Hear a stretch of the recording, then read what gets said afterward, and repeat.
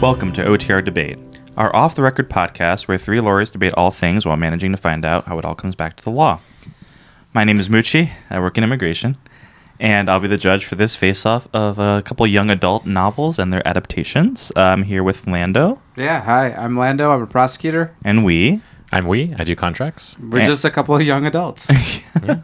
Well, and they're debatable. pretty Yeah, young, I That's guess. debatable. In the grand scheme of things, we are pretty young.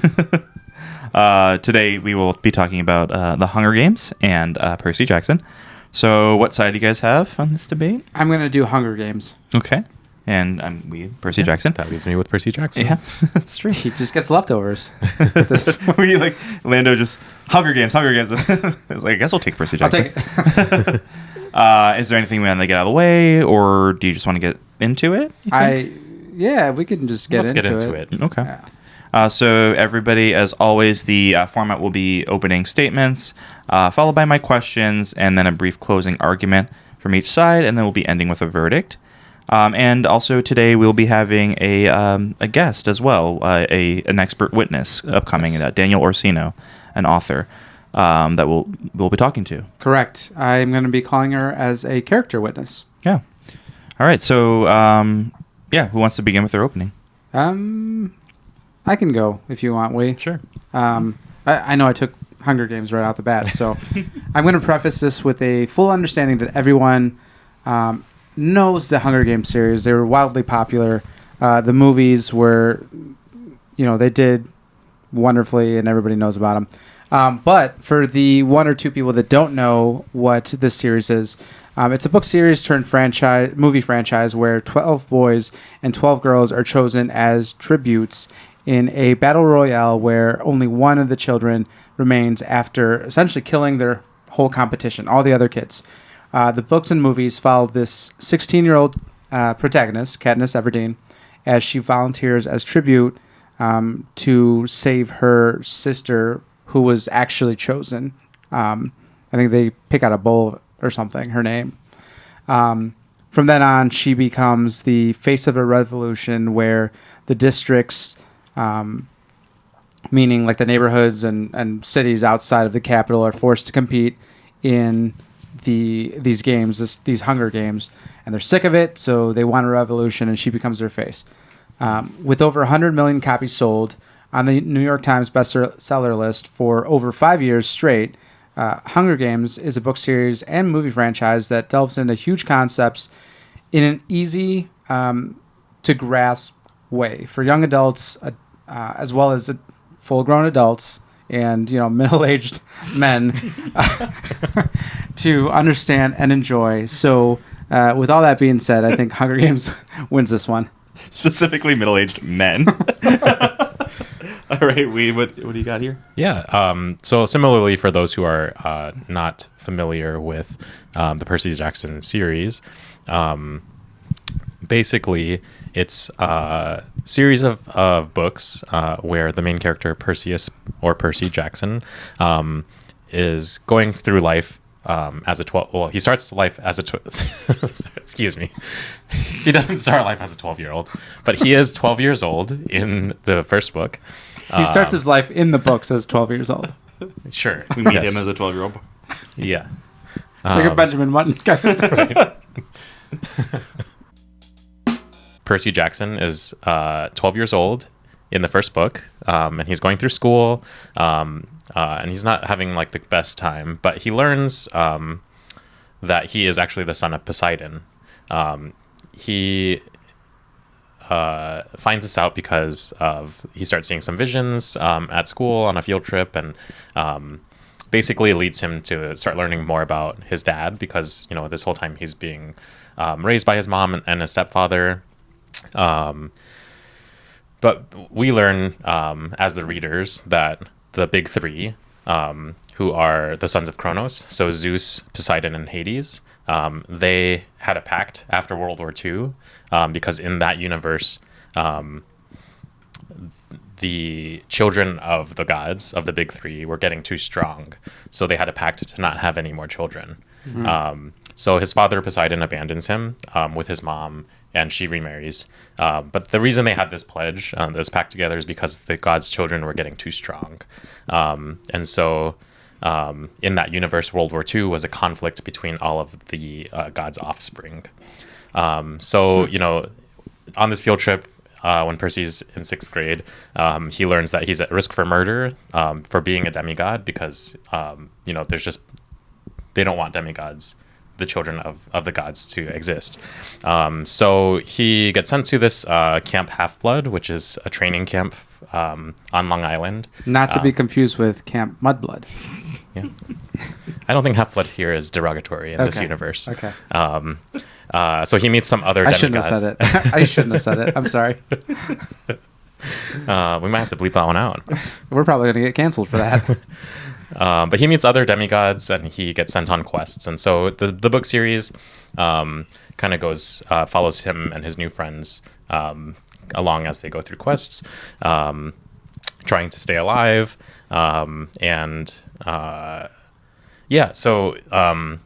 There were originally 5 books in the series from 2005 to 2009, which were all critically acclaimed, award-winning books. And then recently, there was a 6th book that came out this year, and there's a 7th book slated to come out next year. The first 2 books were adapted into films. The first one was great, I think, for the viewers. I really enjoyed it. I enjoyed both. The second one was less well-received, but... Which often happens. Yeah. It often happens when, they have to live up to the first one. And they didn't adapt after that? Well, thankfully for fans of the series, they are rebooting or relaunching, I guess, the first book. Will be season 1 of my understanding of the new series that's coming out on Disney Plus next month. As of record. Yes, as of record. So December 2023. Okay. So yeah, I think, I'm excited for it. And, obviously it's enough, it's a popular enough series that they're choosing to reboot it even after the not so successful second movie. Obviously it's a different cast because that was a while ago and they're no longer children, the actors and actresses. Maybe they could play the parents now. Yeah, potentially. They're all middle-aged men. So just because you mentioned the new series that's coming out, Hunger Games, they just, I think it just came out, right? A prequel to the Hunger Games series that follows a character from the initial Hunger Games movies. It just came out in movie theaters. It's out right now. Probably still going to be out in theaters when we release this. So, yeah. Just so, Judge, you don't think that they're the only ones with anything new. The Hunger Games is just done, and they're no longer hungry. So you're talking about what's coming out in these series, what's new, but let's go back to the beginning. What are the origins of these stories, and where did the authors draw their inspiration from? So whoever wants to begin with that one. Yeah, I can start. So the author of the Percy Jackson series is Rick Riordan. I'm not sure if I'm pronouncing that exactly correctly, but there is, since the creation of the Riordan verse, which I think is now a thing. But that sounds made up. Well, it's all fiction novels. So the author Rick, as he will henceforth be known, was telling his son Haley bedtime stories, and at the time of this, his son was learning about Greek mythology in 2nd grade, and he asked his father to tell him some stories based on Greek myths. And so when Rick ran out of myths, his son suggested that he just make up new stories based on those. And so he created the fictional character of Percy Jackson and a story about him traveling across the United States to recover Zeus's lightning bolt. And so he submitted this manuscript to his agent and his editor and presented the book to a group of 6 middle schoolers, basically 6th, 7th, 8th graders and their teachers. And he got all of their approval. They were really interested in the manuscript. So he, along with their help, came up with the book's title and the way that the main character Percy's sword works. And so in 2004, the book was ultimately sold for enough money that Rick could quit his job and focus on writing full time. Good for you, Rick. Yeah. So after it was published in 2005, it sold more than 1.2 million copies. And, that's where it got its start and continued along from there as a series. Well, I do like where that he figured out how the sword works. I like that you establish rules, for these kind of fantastical worlds. I think that's kind of an interesting thing. Mucci, always the rule follower. Yeah. Rules are made to be broken, but I like that the rules are there. Ooh, Mucci the bad boy.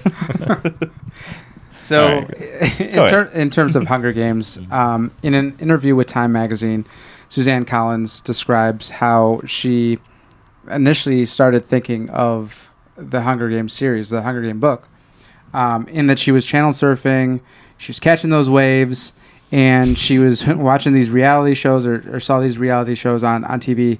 But then when she was flipping through, she saw images of the Iraq War. And prior to that, she had been kind of dabbling and interested in the just war theory, some philosophy for you, since I know we haven't done one of those episodes in a while. But essentially, the just war theory comes from basically thinking of the morality of waging war, right? So it originates from Catholic moral theologians like Augustine of Hippopotamus, whatever his name was, Thomas Aquinas, and it was divided into 3 categories. So before war, during war, and post-war. Mm-hmm. And in the deciding of whether to go to war, the theory talks about different aspects of, is it a just cause? Are there right intentions for going to war? Is it being brought out by a legitimate authority? Is it the last resort? And then finally, is it proportional to what's being brought out? So are you reacting in a proportional way? During war, obviously, there's the they had topics of discrimination. You're not supposed to target certain individuals. You're only supposed to target legitimate threats, legitimate enemies, no medics, no civilians, if they can be avoided at all costs. Just enemy combatants. Proportionality, again, no unethical means. You can't, that during World Wars, it was established that all sorts of gas, you're not really supposed to be using that stuff. Following orders is no excuse in war to justify, doing these horrible things. And then post-war, going back to the status quo, trying to get to peace after war, not this hostility still, punishment for war crimes, compensation for the victims. So these are all things that I'm not sure how far in depth she was looking at these, but the just war theory was on her mind when developing the concept of Hunger Games, as well as Greek mythology and the Roman gladiators, spectators watching, these people duking it out, killing each other. And in terms of Greek mythology, because I know that is Percy Jackson. As far as Hunger Games, there's the story of Theseus, a young prince in Athens, where it's essentially Hunger Games. He is chosen in a lottery of 7 boys, 7 girls to get thrown into this maze, this labyrinth, where there's a minotaur. And I don't know if you guys are familiar with a minotaur. Maybe the Percy Jackson guy over here is, but it's a half man, half bull. So for listeners, viewers, this might sound familiar because our co-host Mucci is also, he sometimes goes by the name of Minotaur. So, which half's the bull? There is a Minotaur in Percy Jackson, in The Lightning Thief, the first book, by the way. Yeah. Yeah. So that I figured, any of the Greek mythology stuff was probably going to tie into something in Percy Jackson. But these are all things that, kind of brought about the Hunger Games. Well, it's interesting that, I didn't know the Hunger Games also had a connection to Greek mythology. You didn't? No. It wasn't overly obvious to me either. Yeah. Okay. I don't know. I Did don't know if you- yeah, I don't know. Katniss is Didn't really a seem- Greek name. Didn't come across. But I mean, obviously inspired by something, and you bring it to different, places. But Right. yeah, so I mean, we kind of touched upon this a little bit already. But what are some of the major real world themes that your series does explore? I mean, you talk about the just world theory, but aside from that, or in addition to that, is there anything that we also be particularly like inspirational or meaningful for its target audience of young adults? Young people reading and watching this. Well, just to tie it back into what I was talking about, when developing the story of Hunger Games and really the trilogy, and talking about war, when you discuss concepts like war with young adults, it's it's a big concept, and when you get in just war theory, it's a big concept for young adults. But she also tackles concepts like oppression, because there's a revolution that happens throughout Hunger Games. Talks about starvation and other effects of war. There is a scene in the movie and a couple of lines in the book that has the main protagonist, Katniss, is starving, literally starving, and she's thrown a piece of bread by Peeta Mellark, who is one of the love interests. Is it pita bread? Exactly what I was going to say. Pita's bread. Pita's bread, yeah. So, tackling concepts of starvation in a children's book, it's kind of wild. Really, the whole story is about a revolution and how the capital is oppressing all these people, and they're all starving, they're all oppressed, and the way that it kind of unfolds with this main protagonist as the center of it all. Yeah, I think for Percy Jackson, there's not quite the same themes of starvation and poverty and everything like that. Because they're gods and they're well off. Well, they're demigods for the most part. There are gods in there, but I think it explores more to the readers, allows the readers to explore more about identity and belonging. Percy Jackson, as this 12-year-old, he suffers in school from like ADHD and dyslexia, and he doesn't quite fit in because he's moving schools all the time, so he has a hard time making friends. And he wants to do well in school, but he's kind of a troubled kid, gets sent to the office a lot in detention and things like that. I think that's something that a lot of young kids can kind of relate to. Wanting to do well and make their parents proud and things like that, but just like external factors or internal factors as well that might be stopping that. But as the book progresses and the story continues, Percy Jackson, once he learns that he's a demigod, he kind of starts to better understand himself. And so actually it's common in the book, in the universe, that the demigods, all of the children of these gods, all struggle kind of with learning disabilities because their brains are hardwired for ancient Greek. So like learning in English is a struggle for them.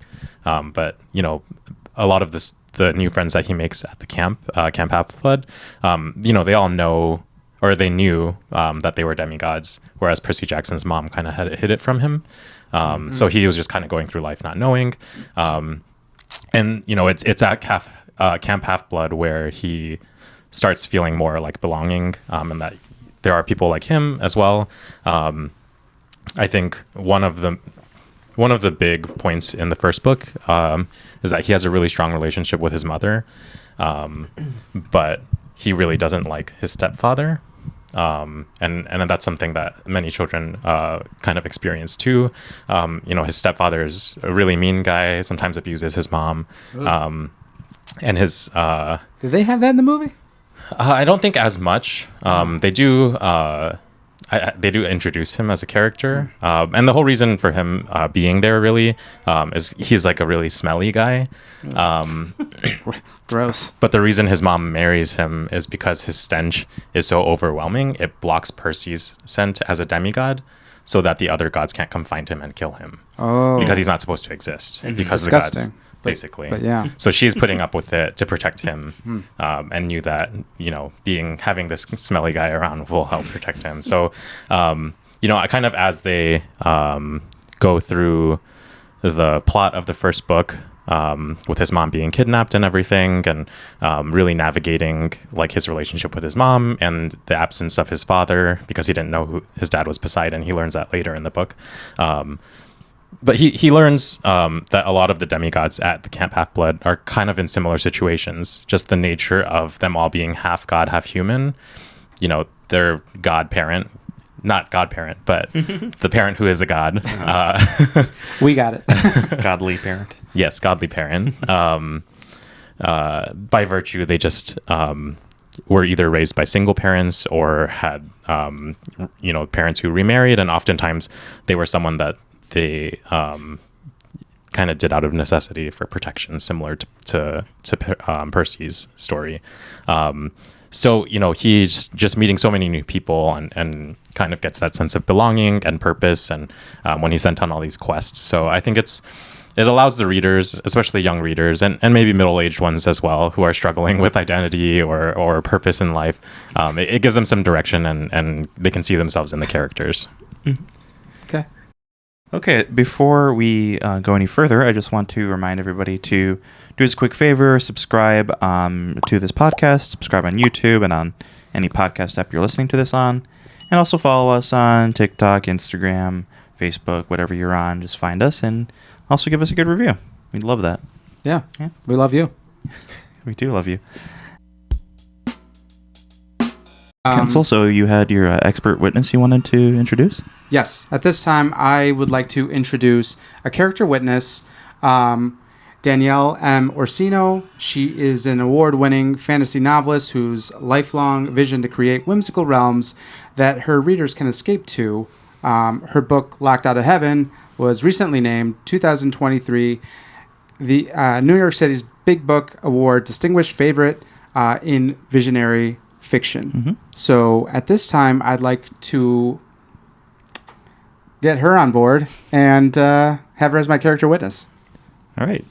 Danielle? Kind of a strange way to end that, counsel, but yeah, well, I'll accept it. You got to lay some foundation for our witness here. Danielle, how are you? Do I have to get sworn in or anything? I don't know. Like, do I lay my hand on You're sworn in. Sarah J. Maas's Court of Throne and Glass or something just to get the official? I don't know. I think it's stipulated that you're going to tell us the truth. Yeah. Okay, cool. You're sworn. All set then. So, my first question to you, and really the main reason why I'm calling you as my witness here, is I want to talk about the importance of a female protagonist in either sci-fi, fantasy books. That's your realm. That's your strong suit. Tell us about the importance of these characters, and especially in these kind of books, because I know that's not always a common thing, specifically in these types of genres. Mm-hmm. If you want to just talk to it a little bit. No, it's not always common. It has become more common in fantasy as we've seen the genre explode, especially in the last couple of years. When you look at Hunger Games, for example, especially in YA, because that's also the market. I mentioned Sarah J. Maas. You look at Shadow and Bone. These are the female leads are the main thing. They're usually the chosen one. You have the usual tropes. The chosen one, the prophecy, the reluctant hero or heroine. Right. These are the chicks that are kind of driving the story. What we have seen more of, which maybe I'm not a fan of, is it also has become more romantic driven. Mm-hmm. So you need them. Right. They have to be there. They're the ones who are going to save the world, even if they don't know they're going to save the world. And then we go, we kind of have the whole Buffy Summers thing going as well, getting into it. So they're necessary. It's also a matter of who the audience can relate to. Mm-hmm. You kind of want to see that arc of I'm nobody. I'm just, somebody who's just trying to get through the world. And then boom, you're the chosen one. You're the one who's going to save us all. And everybody wants to think, guy, girl, doesn't matter, that there's something in them that is special, that nobody else sees, but that one person can kind of pull it out of them and they can dig down into that strength. And I think as a female, it plays into the idea that you're stronger than you know. Right. And that kind of goes even to Wonder Woman. Yeah. The first Wonder Woman, we're going to pretend Wonder Woman 84 did not exist. We're going to go back to the first one. We're going to, that one didn't happen. But that idea that you're even the most rarest of the rare. And so I think that's a big point to the female protagonist. You look at Ripley, there she is with a group of guys, but she's the one who can defeat the alien, who's also a female. It kind of goes with that idea of you're the one that can do it, and it's only you, and it can only be a female. You look at Princess Leia. Here she is with all these guys, but she's the one that can fix this whole rescue mission that's gone completely off course. Yeah. Just not going to happen. But then she's like, "Oh, forget it. You call this a rescue mission? I'll figure it all out." So it's just, you kind of always need that female to either get the whole thing back on course or totally take it off course and then redirect it. Or, like I said, be the chosen one. It's just that usual trope that's always necessary. Right. And I feel like with young adult books, I think, be it a female protagonist or a young male protagonist, I think that's important for young readers, right? Like to maybe for them to see someone that maybe wasn't the chosen one, was this normal person, and then all of a sudden something is found within them, something that they can kind of latch onto, that, my abilities, what I am, is also special, could be special.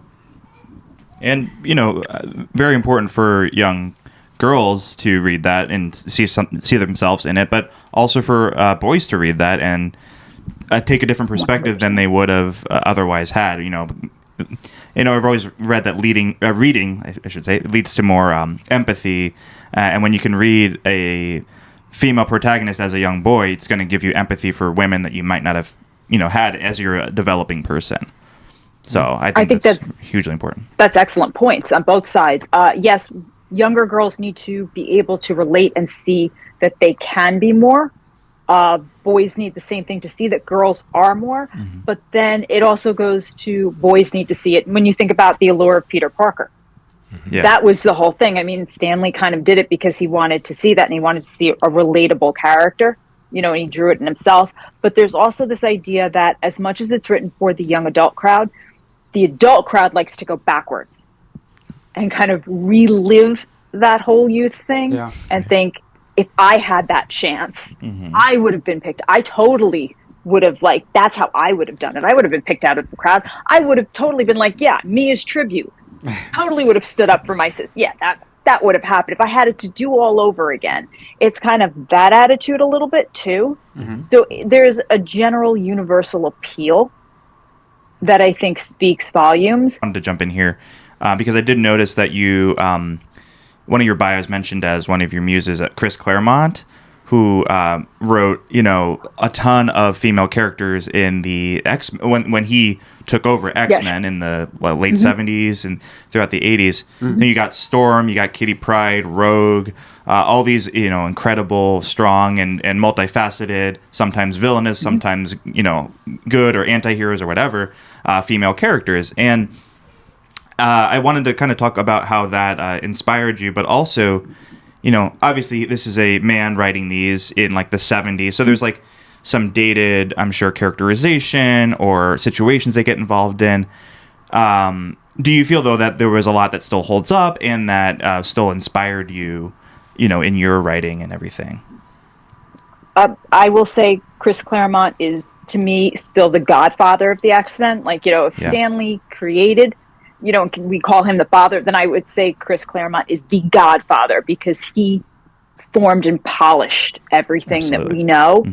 And I think he's just amazing and wonderful as a writer. Some of it 100% still holds up. Could I look at it and be like, okay, does Jean Grey have to do that? Does she have to be mooning over? But in the end, most of it holds up. I think the biggest thing I learned from him, and I've actually told him this, we've had a couple conversations about this, is he made me empathetic to villains, which at that point I had not been. The Dark Phoenix saga changed so much for me because all of a sudden I cared about the Dark Phoenix. Up to that, I could, Magneto was Magneto, before we retconned everything. up to that point, I was just like, okay, that's the Brotherhood of, evil. Like, who cares? Mystique was Mystique. But after the Dark Phoenix saga, yeah, I was like, here's this entity with Jean Grey, and then trying to separate the two and understand, the Dark Phoenix is just looking to feel and sensations and trying to understand this whole human experience, and whether you agree it's wiping out a whole star system and whatnot. But it was like this weird kind of, I have to understand, and then Jean is being corrupted by it, but at the same time, you understood how much she held back as being Marvel Girl and being Jean Grey and kind of being second banana to Scott. And then you're kind of like getting the idea of how these two came together. I remember that was like a whole thing. And as a writer, I'm like, it's not an anti-hero thing, but it's like, oh, villains are not just good, bad. Yeah. Right. Was it? And that was big. There's a little bit of gray. Exactly.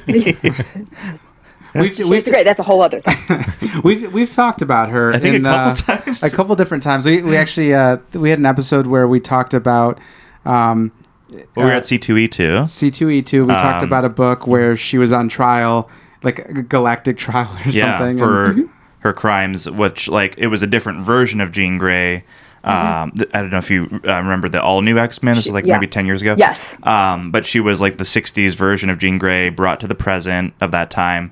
And she wasn't the version of Jean Grey that went on to, do these destructive killings and everything.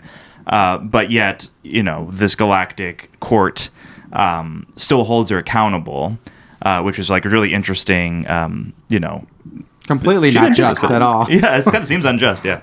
But yeah, so, sorry, and C2E2 is, do you know it? Yes. Okay. It's a convention here in Chicago. Yeah, I didn't know if it was widely known. Oh, yeah, I'm a con girl. Okay, got it. I think speaking to that, I know that you do some cosplay and a lot of combat. What a transition. Look at that. That was nicely done. Thank you. Both the Hunger Games and Percy Jackson have their adaptations from the novels into movies, and Percy Jackson is getting, an adaptation soon on Disney Plus coming out next month. I was just kind of wondering, with your combat background, are you usually like satisfied with novels that you've read and seeing them translate onto screen, since you have all that knowledge of how martial arts works and things like that, or and how does that affect your writing as well? I thought the Hunger Games from that book to screen adaptation had probably done the better job of kind of combat. I'm always probably a little too critical of stuff when it comes to that. I'm a little critical of that, especially the superhero movies and things. I will give Lord of the Rings a little more of a pass. Because to translate a sweeping battle from a literary standpoint to screen is difficult. I don't even write like big sweeping battles because it's just too hard. It's like, I don't ride horses, so I'm not going to tell you what it's like to hold a sword and a shield on a horse and be like battling 5,000 orcs. I have no idea. I can't even like possibly try to comprehend that. So I give Lord of the Rings a huge pass and go, good job, Peter Jackson. Like, nicely done. No idea. Orlando Bloom, you want to like go and do great. I don't even know. So I just go, good job, guys. And just kind of push that off to the side and say, well done. I don't even know. But like, shooting a bow just at somebody standing there and there's just people. Okay, like I can critique that a little bit more. So it's a little different on that. Marvel movies and things like that, I'm really critical on. DC movies, really critical on. The last really good one, I know this is controversial, so like everybody, I didn't love it. The Flash, I didn't love the movie, but Michael Keaton's Batman scenes, some of the best Batman fight scenes that have been to date. Interesting. That was the only thing that I was excited about for that in that movie. I still haven't seen it, but I could imagine he's probably the only good thing about it. His fight scenes were so well done. Yeah. Because they were actually, it wasn't a cape and a cowl and a fist. It was long body. They were realistic. For his age, for everything, it was like, I just sat there and I went, all right, I'm good. Like, they were very well done. Yeah. So, well done on that. But as for me as a writer and as a martial artist, whenever I write a fight scene, it's usually no more than 4 people in the fight. Because more than that, as a reader, I think you get lost you're kind of like, okay, wait a minute, what's happening? I don't know. I also tape all my fight scenes. I set my phone up on a tripod. I go outside, and I do the fight scene from different angles.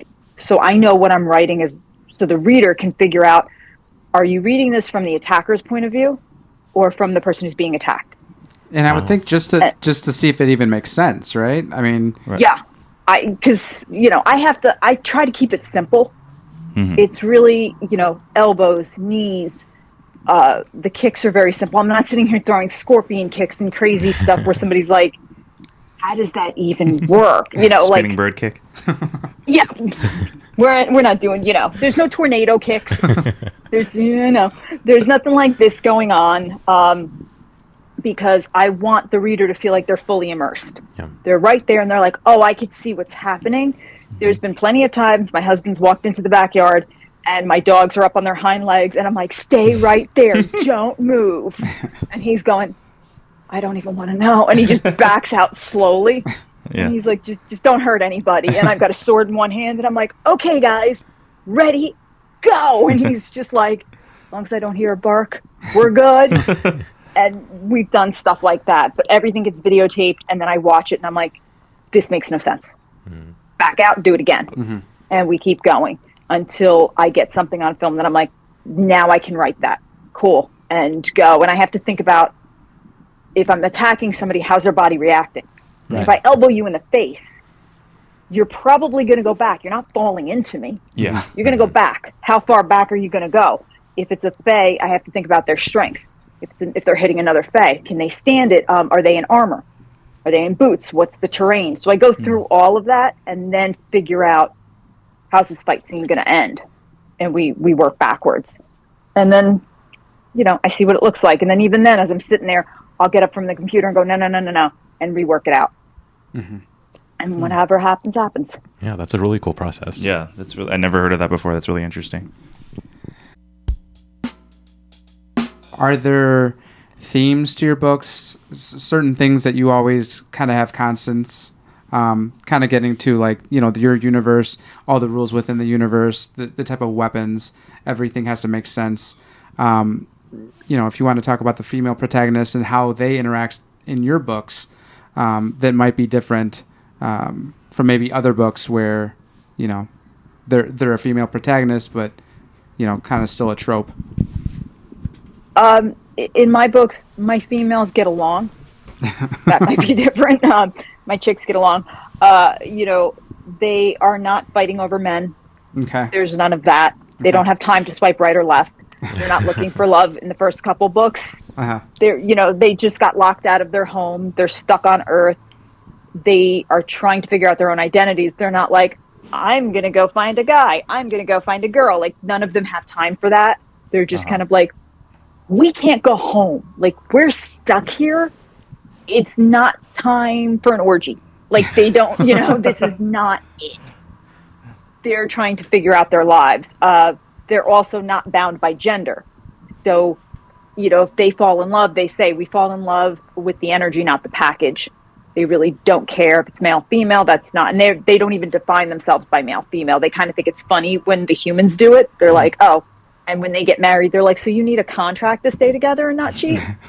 Like, they kind of think that's all funny. They're like, you need a written contract. And they look at them like, okay, like, your word doesn't count.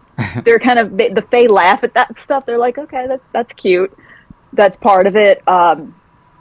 So that's an issue there. I have the light Fae who are based more on elemental magic, but it's based on their chakras. That's kind of part of it. They're also, they're kind of like, you either have air, earth, that kind of thing, but then it's bound to animals. So it's like, if you're guardian of the butterflies, then secondary is air.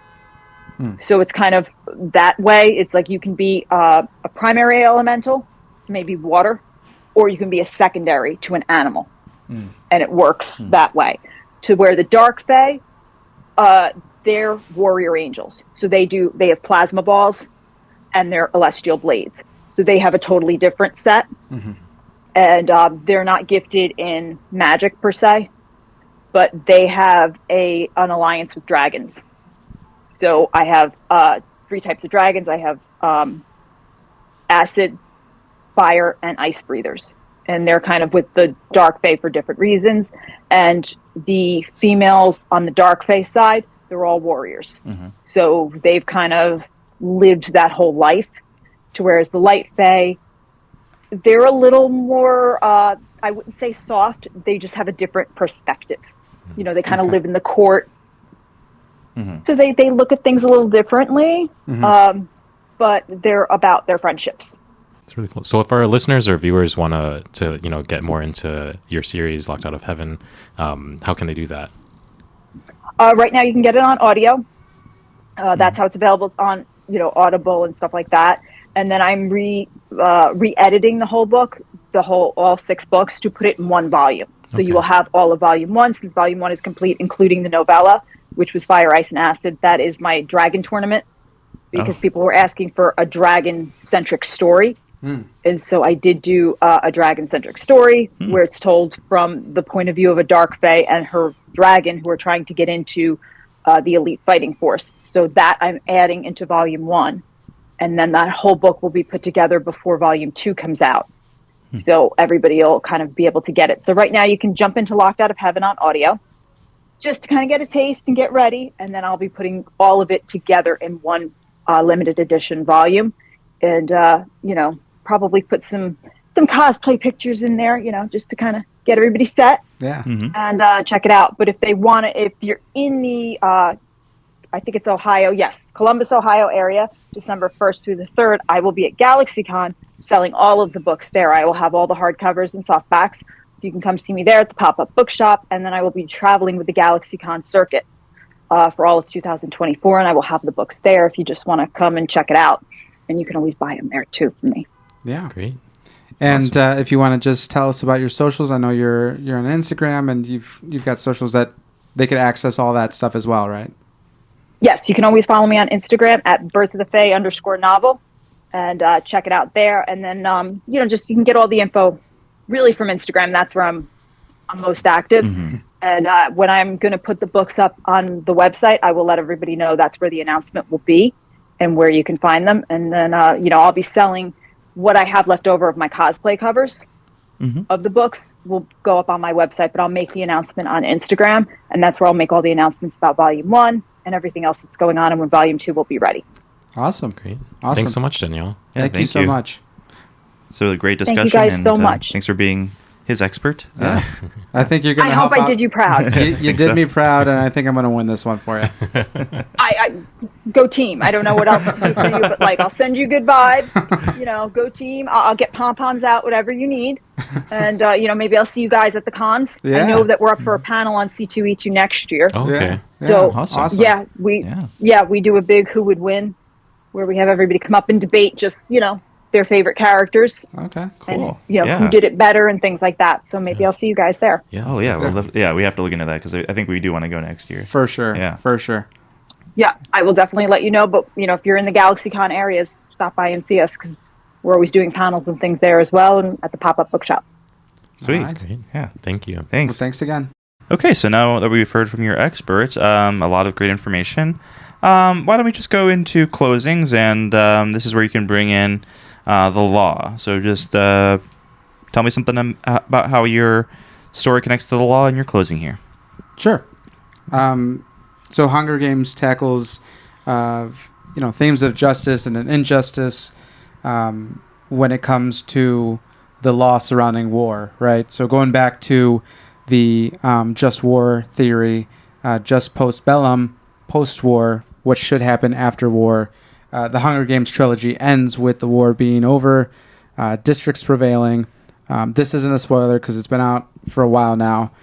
So taking into account the just war theory, they should really get back to the status quo of things, right? That's what should happen. Districts win. They should befriend the capital and everybody should kind of have peace, right? After war crimes are prosecuted and after victims are compensated. Well, the books do talk about President Snow, who was the president at the time when the capital was ruling the districts. He's held for essentially an execution, where Katniss is going to be the executioner. for his countless war crimes throughout the wars. Is she the judge and jury as well? I think he was judged and before that, but she's got her little bow and everything, and she's set she's set to execute him in front of everybody, pretty much, for his war crimes during the war and before. But the new President Coin, has been seemingly starting to essentially kind of just mirror what President Snow was doing, in enacting essentially another Hunger Games, but only this time it's with the Capitol's children. So just an inverse of everything. So she takes it upon herself to just kill President Coin instead, essentially becoming an assassin. She becomes a traitor to that newly formed government, the in-power government with no revolution there. So by the end of things, I don't know how she wasn't tried for her crimes. She probably should have faced consequences, and that's my whole 2 cents of the legal side of things in Hunger Games. Yeah, so in Percy Jackson and the Lightning Thief, the first book, Percy is accused by Zeus of stealing his Master Bolt, which is called, his lightning. What is that? It's a powerful weapon in that universe. And so in order to clear his name, Percy goes on this quest to try and find, the lightning bolt and find out who actually stole it, because obviously Percy didn't do it. So he sets out to retrieve the lightning bolt from Hades, who he suspects stole the lightning bolt, because Hades did send that Minotaur that was previously mentioned to attack him and his mother, and steals his mother's soul. Half man, half bull. So they go down to Hades and confront him, but he actually reveals that his helmet of darkness, which is a symbol of his power, was also stolen. So he's proving himself innocent, that he didn't really do it. Some other stuff happens, yada, yada, yada. And they find out that Luke, who is the son of Hermes, who was at Camp Half-Blood, was actually the real thief. And the reason he stole it was to allow Kronos, who is the father of Zeus and Poseidon, and to give him more time to rise again, because Kronos was defeated. So because Luke is kind of pissed off at all the gods, he's the son of Hermes, and just kind of the same situation that Percy was going through with like his upbringing and everything, but obviously different children go through the world differently and have different life experiences. So Ares, the Greek god of war, had been manipulated by Kronos to help cover up Luke's crime in order to instigate the war between the Olympians. And so with that tying into the law of the crime of theft and, obviously a lot of murders and things like that happen, tying into the real world, not our real world, but the real world of the universe, like the human world. I just wanted to mention that they're probably not going to get in trouble really for anything, because there's a thing called the mist in the universe, which is a supernatural force that twists the mortal sight. So if we existed in that universe as mortals, we wouldn't be able to see like all of the monsters and the gods and the titans and things like that, because the mist replaces all of those things that are going on with things that the mortal mind can kind of comprehend. There are also some other things that do happen that I think aren't really explained in the book in terms of like how they're getting away with it. But, I mentioned Percy's stepfather, the smelly guy who was abusing the mom and everything. So in one earlier battle, Percy defeats Medusa and cuts her head off. He eventually gets the head back to his mother, and she uses it to turn her husband, soon to be ex-husband, and his friends into stone, and sells the statues, to make money, and she is able to escape the marriage. They still smell? What did the friends do to her? I don't know if that's his friends. That's further character development with the mom. She does kind of have some anger issues. Yeah, maybe rightfully so, because she was abused and stuff and went through a lot. But she did take it out on the friends, which if not really self-defense, I guess, in that case. But, that's the legal side of things. Yeah. Wow. Percy Jackson. That poor boy. Such a poor boy. Well, yeah. So I'm very inspired by the witness we had today, in her goal to draw these or to write these really well drawn and really complex female characters, and I think in young adult fiction, and I think here we have a great one in Katniss. So I'm going to give this one to Hunger Games, to Lando. I was really nervous that you were going to go completely the other way. So big swerve. We've seen that before. I feel like I maybe did a disservice by not bringing up Annabelle, who is Percy's best friend. But just to say that Percy Jackson also has strong female characters. She's the daughter of Athena. Side characters. Not to change your ruling or anything, but just so that people know, there are also very interesting and well-developed female characters in the Percy Jackson universe, or the Riordanverse as well. Well, how interesting and how strong are those characters? Because do they have conversations with each other? Are they in the scene by themselves? Are the conversations about something other than a man? There you go. Well, We don't know. We'll never know. And on that note, thanks for watching OTR Debate. See you next time. Thanks. Bye.